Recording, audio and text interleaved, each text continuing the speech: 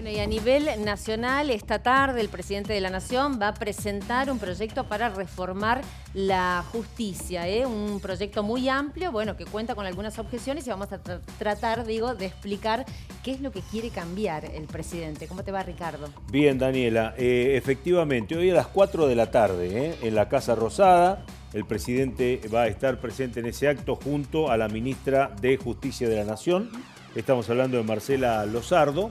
Y también, por supuesto, ha invitado a todos los jefes de bloques del Parlamento Nacional para que estén presentes. Pero ya ha anunciado Juntos por el Cambio, principal bloque opositor al gobierno, que no va a acudir porque no está de acuerdo, por ejemplo, con uno de los puntos de la reforma. Pero en el camino y en el marco de esta discusión, el gobierno dice que este punto, fíjate vos, lo podemos ver, si podemos ya poner la primera placa, que este punto no está, por lo menos, en la primera discusión en el ámbito del Congreso.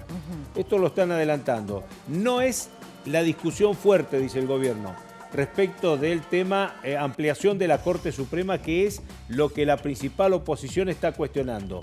Pero si en caso de que se pueda avanzar en la ampliación de la Corte Suprema, el gobierno lo que pretende es la división en salas. Pero para lograr la división en salas, ¿qué se necesita? La ampliación. Es decir, tener mayor cantidad de jueces. Hoy hay nada más que 5. Entonces, como mínimo, se quiere avanzar a un número mayor. Se habla de 9, se habla de 11. En otros países de Sudamérica, Chile, por ejemplo, o Colombia, por tomar algunas diferencias con Argentina, sabes que hay más de prácticamente 100 integrantes. Y en algunos casos superan el número de 12, 15, 20 o 30 jueces por países. Es decir, el número dicen que no hace a la calidad de la justicia, ¿no? Pero en definitiva esto es una discusión hasta el hartazgo que tiene la política argentina. ¿Cuántas veces hemos hablado de la ampliación o disminución de la Corte Suprema? Muchísimas ¿no? veces, siempre con la sugestión de que cada gobierno, digamos, quiere dejar su sello ahí. Sí. Y tener ciertos beneficios mientras tanto, o después. O después. Por ejemplo, y un caso concreto, Daniela, es el de Mauricio Macri. ¿Te acordás que en cuanto asumió, por decreto, una cosa insólita, increíble, es decir, un rechazo institucional de primera mano que inclusive generó muchos problemas internos al propio gobierno de Macri en su momento, pero él, por un DNU, decidió nombrar a 2 ministros de la Suprema Corte, de la Corte Suprema. Esto generó todo un desbande, es decir, se caía de por el piso la calidad institucional que tanto defendió principalmente uno de los principales socios del PRO, el radicalismo, ¿no? Bueno. La idea es esa. El primer punto parece que quedaría por ahora en suspenso, pero se habla de que hay una intención de ampliar la Corte. Lo otro es el tema, si volvemos a la placa, de los fueros. Así vamos avanzando rápidamente. Allí, no, la anterior, por favor, la primera. La de los fueros, ahí está, abarca el derecho penal público y privado.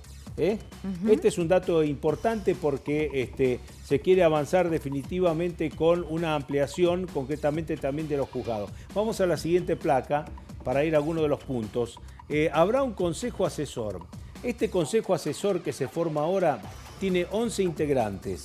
Entre los 11 integrantes hay un mendocino, el que nombraba recién el gobernador, Omar Palermo, juez de la Suprema Corte de la provincia de Mendoza.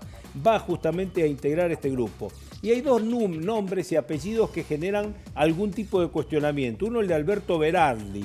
Sí. Beraldi es el abogado de Cristina Fernández de Kirchner. Uno de los integrantes, el defensor. Entonces, de los 11. Es uno de los 11. Pero ¿quién está del otro lado? ¿Qué hizo el gobierno? Convocó a alguien del otro lado como para que nadie se ponga a rascarse en el palenque. Ahí concretamente a Inés Weinberg de Roca. ¿Quién fue? Fue la candidata que tuvo Mauricio Macri, aunque su pliego no fue votado, para llegar concretamente a la Procuración General de la Corte Suprema de Justicia de la Nación.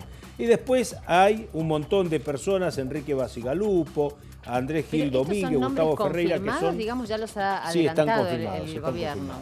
León Arslanian, un justicialista que pasó también por la justicia argentina en los tiempos de Menem, Marisa Herrera, Hilda Kogan, de la Corte bonaerense, Claudia Sbar, de la Corte tucumana, y María del Carmen Bataini, por ejemplo, del Tribunal Superior de Tierra del Fuego. Bueno, vamos a contar que va a funcionar con un reglamento. Habrá dictámenes en este Consejo Asesor, tanto de mayoría como de minoría. Habrá que ver ahí cómo se van componiendo las minorías y las mayorías en el marco. Y el trabajo será gratuito, es decir, ad honorem, no van a cobrar un peso de acuerdo a lo que se quedó conformado. Y vamos a la última placa para ver allí sí avanzar concretamente en la reforma. Cambios en tribunales federales. Actualmente en Comodoro Pi, por ejemplo, hay 104 tribunales. ¿Cuál es la idea del gobierno? Llevarlo a 198. Es decir, generar mayor cantidad de jueces para que no caigan las causas siempre en las manos de los mismos prácticamente. Esto ocurrió en los últimos años, antes, después, pero en definitiva ha pasado. La fusión de fueros y cámaras, este es un punto importante. La multiplicación de juzgados a Mendoza. Mendoza tiene actualmente 3 salas federales, una y otra en San Rafael, una cuarta, y 2 tribunales orales. Bueno, lo más probable es que dupliquemos ese número, que vayamos al número de 6 salas, otra en San Rafael y un par de tribunales más. En el interior del país hay 94 juzgados federales, los cuales se van a multiplicar. No se sabe si por 2, por 3, pero en definitiva se van a multiplicar. Más. Y 2 puntos importantes de esta reforma judicial. El sistema acusatorio. ¿Qué significa esto? Algo que ya tenemos en Mendoza. Sí. Los fiscales acusan. Exacto. Los jueces son garantes de esa acción. Es decir, el juez lo que hace es escuchar a las partes, recibe el informe del fiscal, recibe la defensa, recibe la querella. En definitiva, el sistema acusatorio con la aplicación de fiscales que van a trabajar en el caso. Y el otro tema importantísimo, que también lo tenemos en Mendoza, es el juicio por jurados. Esto sería ley en todo el país. ¿También para los casos, digamos, en los que se contempla en Mendoza? En Mendoza tenemos algunas restricciones respecto de cómo actuar. No, todavía no se hace con un abanico amplio. Aparentemente lo que el gobierno quiere llevar adelante es una participación amplia del jurado, ¿no? Amplia, es decir, tener jurados para actuar en los distintos casos donde tenga que resolver situaciones muy importantes, ya sea en lo comercial, en lo civil, como así también, por supuesto, en lo penal. Bueno, esto es parte de lo que... Y cierro con esto que me parece interesante y es un detalle. Es un detalle, claro que es un detalle importante. El Gobierno Nacional ingresa el proyecto por el Senado de la Nación. ¿Por qué? ¿Sabes por qué? Sí, bueno, yo lo puedo suponer, pero dígalo usted, que le sale mejor. En el Senado el gobierno tiene mayoría.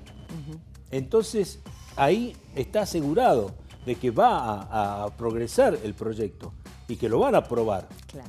Mientras tanto, se toma un tiempo para llegar con el proyecto a diputados y en ese tiempo negociaciones, porque necesita los bloques chicos de opositores para poder avanzar en el proyecto en la Cámara de Diputados y para que no quede trunco ahí esta situación. Primero los 129 para el quórum y después la aprobación. ¿Sabes quién va a estar presente esta tarde en el anuncio? ¿Quién? José Luis Ramón. Claro, que apoya. Presidente del bloque Equidad Federal. Exacto. ¿Qué va a apoyar? Va a apoyar en la Cámara. Va a apoyar en la Cámara, va a apoyar sentándose. Claro. Habrá que ver después él la y el discusión bloque, digamos, posterior. que integra. Sí, y otros bloques de provincias, de algunos diputados provinciales que también apoyarían al gobierno para darle por lo menos el cuerpo.